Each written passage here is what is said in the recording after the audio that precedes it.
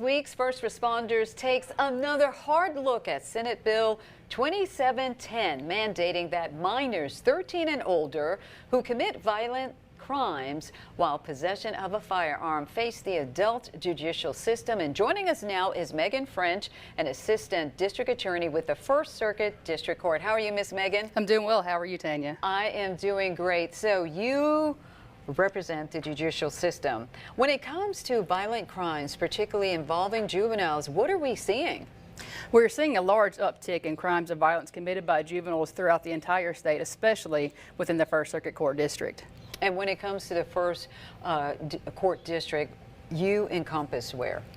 We cover 7 different counties, starting in the northern corner of the state, from Alcorn County and Tishomingo County, all the way down to Monroe County. We also cover Monroe County, Lee County, Itawamba County, and Prentiss County, so 7 total counties. And when it comes to the violent crimes, particularly from even the beginning of this year, how many juveniles were involved?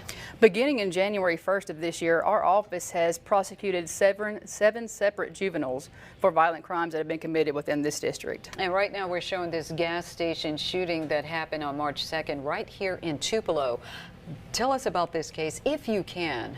Well, that case is still ongoing at this point, so I'm not able to disclose a lot of the details about that. But this shooting did involve minor children who are now being prosecuted as adults because of the use of firearms and the commission of those crimes. And when it comes to the message that the District Attorney, Jason Herring, and the entire, I would say, the First Circuit Court District, what's the message that you want to tell parents? Sure. On behalf of the District Attorney's Office, we encourage parents to remain vigilant in the lives of their children and to make sure that you know what your children have hidden inside their backpack, in their closets, in their consoles of their car.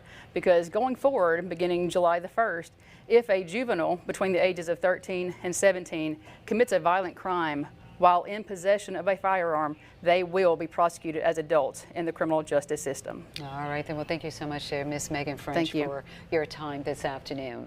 Now, they say it takes a village to